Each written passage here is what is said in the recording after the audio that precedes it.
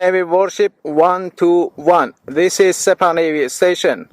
You must alter course and go back to the Indian Ocean immediately. If you don't obey my order, you will be targeted. Out. Echo 1-6, ready for deployment. Bravo 7, standing by.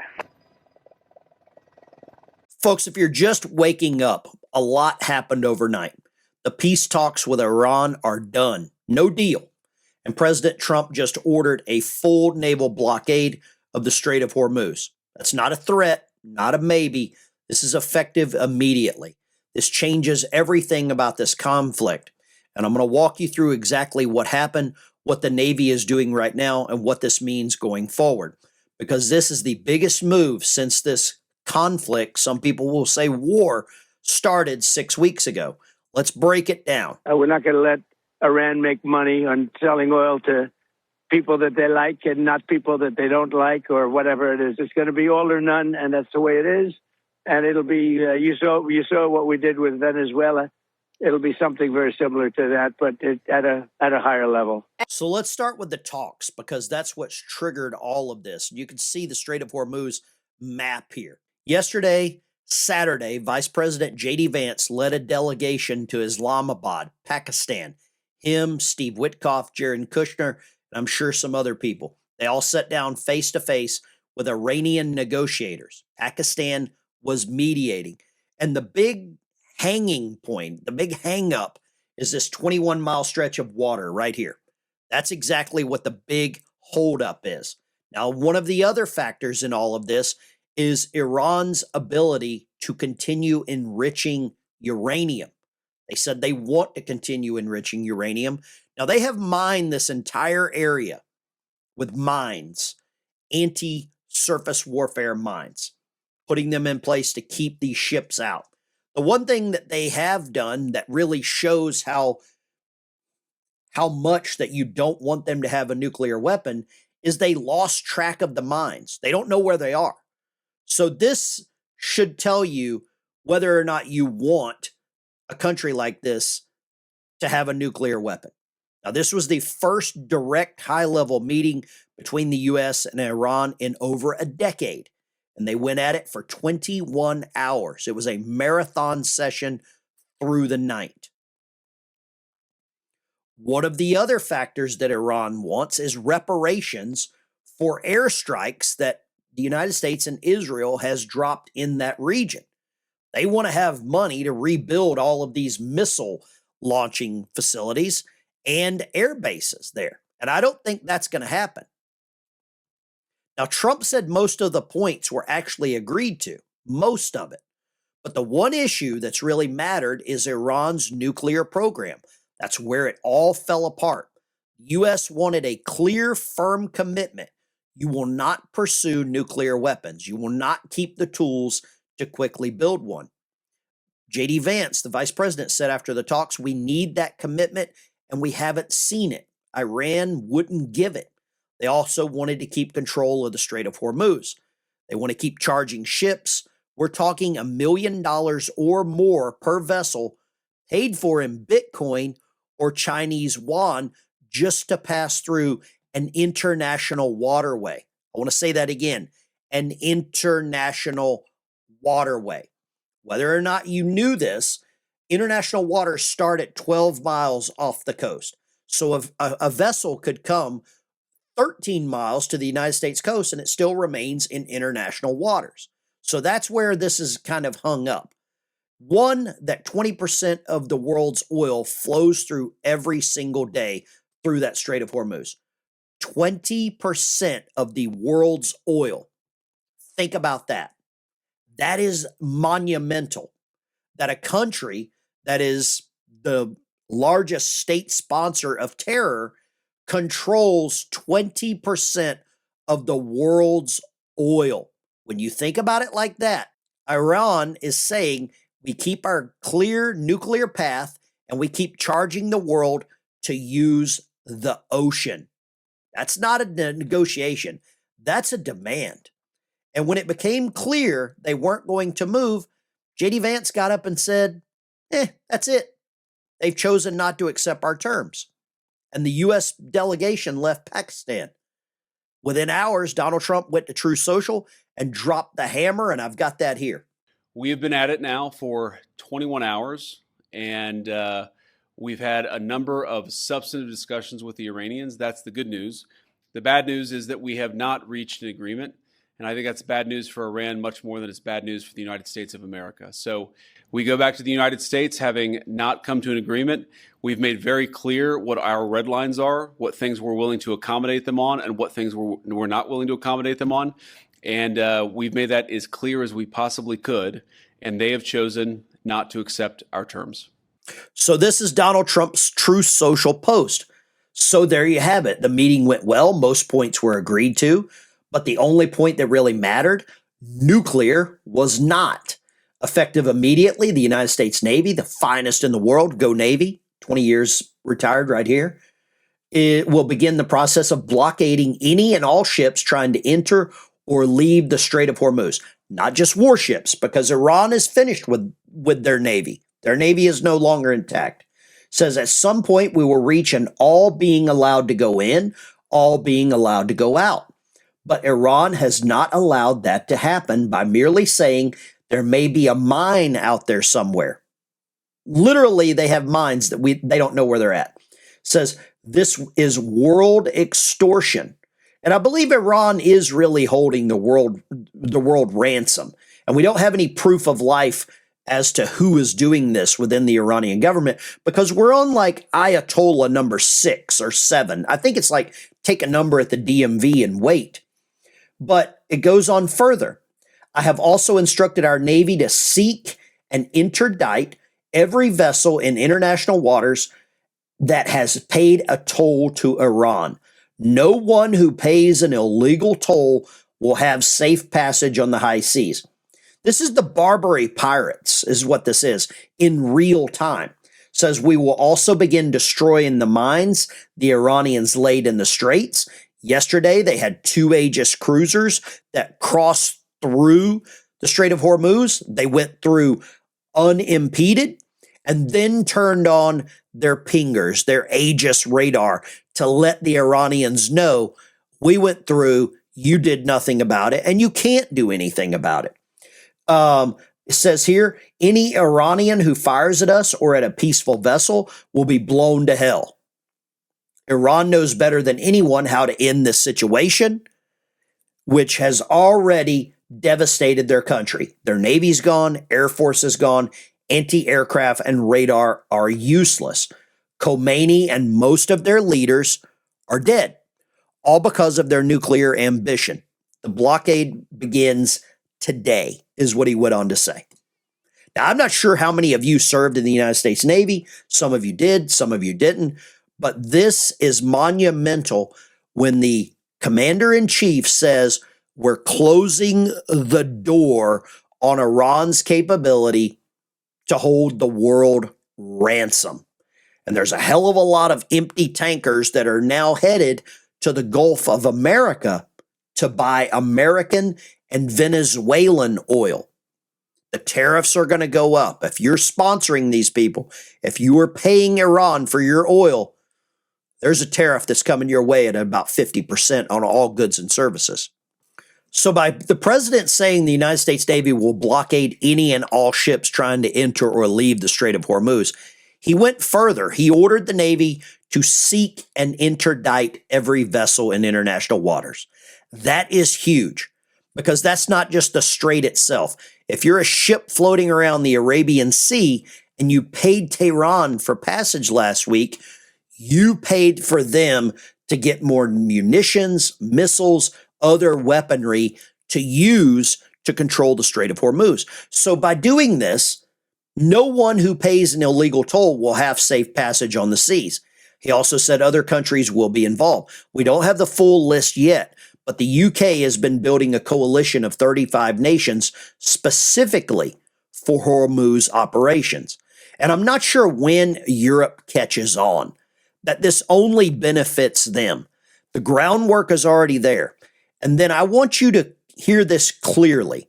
He said we are fully locked and loaded, and our military will finish up the little that is left of Iran.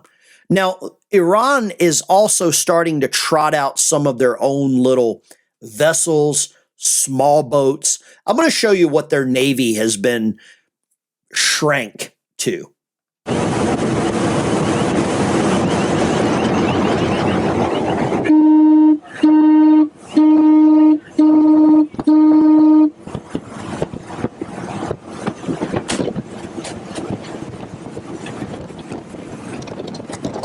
So you can see here, this is the Iranian Navy. It has been decimated. They're down to a bayliner with two people blowing a horn at an Aegis cruiser at the USS Mike Murphy. That's where the Iranian Navy is right now. Does this look aggressive? Does this look like we should be worried about this? Is this an A-10 Warthog away from being gone? And you know exactly what's going to happen to this. It's going to be another video from CENTCOM with a drone strike from a Reaper. And I think we can catch just a little image of this, the hat, the cover showing which ship that they were playing games with. Right about here, I believe. You see that? The USS, I believe that said the USS Tripoli on this baseball cover. Right here. I believe that's the USS Tripoli. So this ship is loaded probably with Marines, and it's definitely in and around the Strait of Hormuz. Now, the Iranians also sent, I would say, almost a taunting message to the United States Navy, and I'm going to let you hear this message. And you tell me if this sounds like a country that can stop the United States Navy or if they're worried about the U.S. Navy. Navy Warship 121. This is SEPA Navy Station. You must alter course and go back to the Indian Ocean immediately. If you don't obey my order, you will be targeted. Out. This is Coalition Warship 121. Engage in transit passage in accordance with international law. No challenge is attended to you. U.S. Navy warship transiting in the vicinity of Fojay Report and Oman Sea. This is SEPA Navy. This is SEPA Navy. Last warning, last warning, last warning. He was close to High Island 4. Attention all vessels, attention all vessels, attention all vessels in Oman Sea. This is Iranian SEPA Navy. If you see any warship in your vicinity, keep a distance more than 10 miles from them because I'm ready to open fire on them without any warning. Do you think that the United States Navy is worried right now? They were given a warning they were going to be fired upon. Does that sound like a position of power? Did you see the MH-53, the helicopter flying off the back of this U.S. warship? I don't know how aggressive this sounds, or if this is just a last-ditch message from them. But I want you to look at it from a strategic standpoint. That's not bluster for the sake of bluster. That's a message aimed directly at, United States warships, the ones that are in vicinity. And this is a last-ditch message from Tehran. The United States is not playing games right now. They gave them a chance. They said, you had your chance at the table. You walked away. Now we take the strait from you. Now, here's the part a lot of people don't realize. They didn't start today. This didn't start today. The Navy has been making moves before the talks even fell apart. Yesterday, CENTCOM, U.S. Central Command, the military headquarters that runs all operations in the Middle East, they pushed 2 guided missile destroyers through, the Petersen and the Mike Murphy, both serious warships. They transited into the Gulf, that's the body of the water on the other side of the strait, and they started doing something very specific.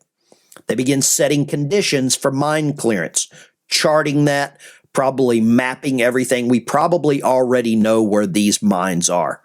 Because I want you to understand what this means, because this is where it matters.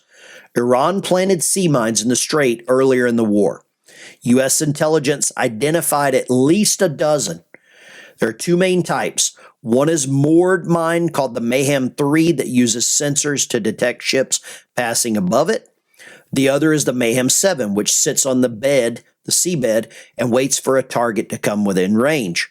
Both made in Iran.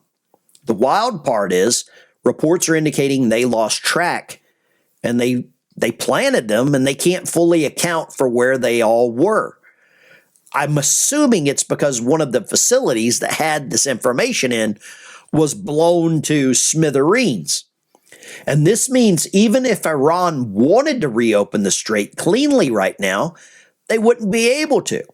So what are we doing about it? This Admiral Brad Cooper, the CENTCOM commander, said they've begun establishing this new safe passage corridor. Once it's cleared, once they set the channel, they'll share that route with commercial shipping worldwide. And we're going to get it open again. We've got underwater drones that are deploying to find and neutralize these mines. We've got these littoral combat ships already based in Bahrain that are going to start running countermeasure packages. This is purpose built. But I'll just say this. Some people are going to lose their minds over everything you're seeing. How much faith do you have in the Iranian Navy to be able to slow down the American Navy? I don't think there's a whole lot there. But you can see here, this is the channel. This is what's going to be open. This is the path of the American warships that went in and went out. And they're changing the flow because Iran would love to have ships going around that island of Hormuz because that's where they get to charge you. That's where you pay the piper for entrance into the club. And this is going to be finished. Trump confirmed all 28 of Iran's mine-laying vessels have been destroyed.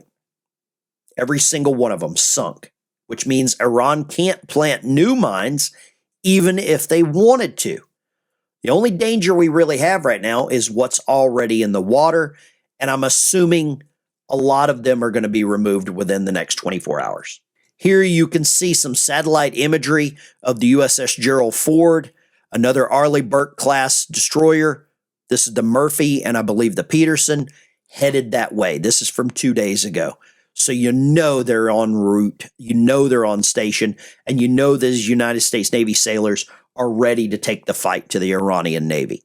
We've got Trey Yinks with us now from Tel Aviv. So Trey, what can you tell us about this Truth Social post that Trump just posted?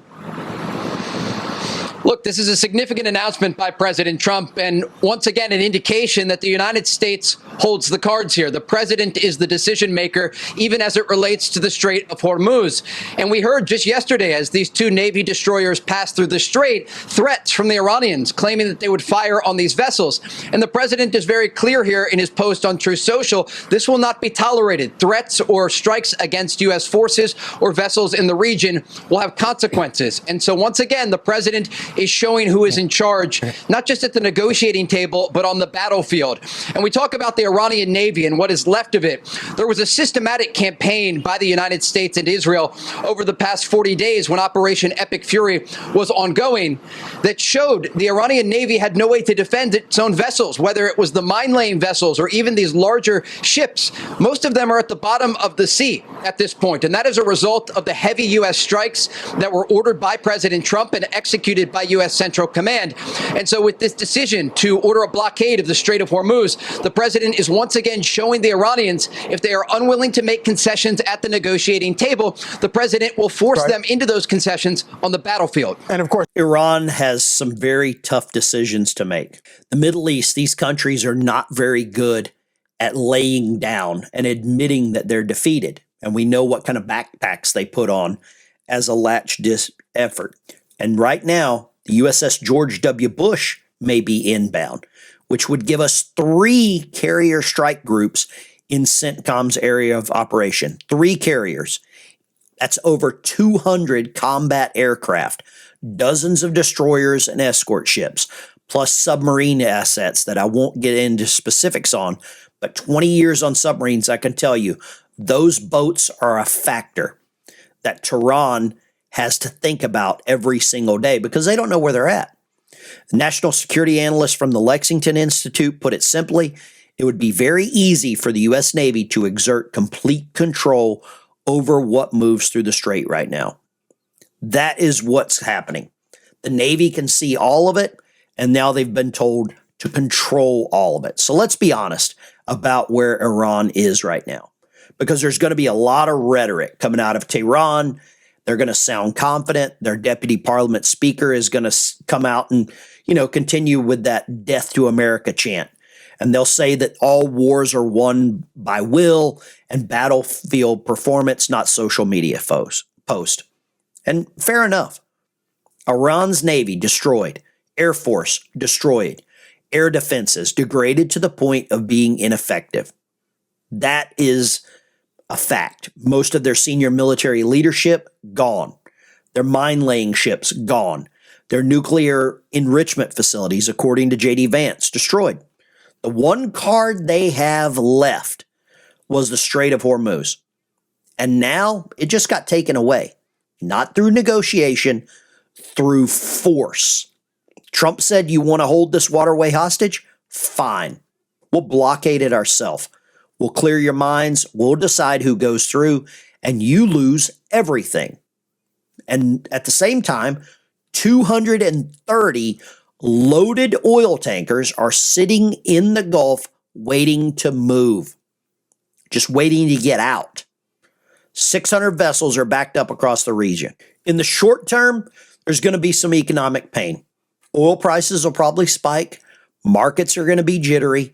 Fertilizer costs could jump 15 to 20% because a huge share of global fertilizer also transits that strait.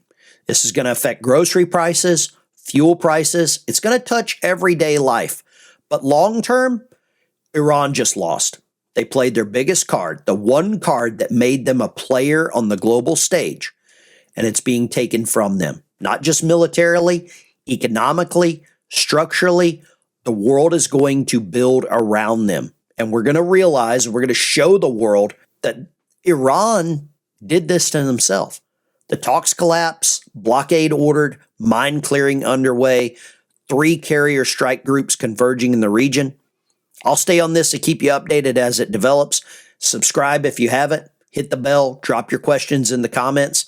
I read them, and I'll be down there. I'll see you in the next one. God bless America. God bless all of our troops that are deployed in the Middle East.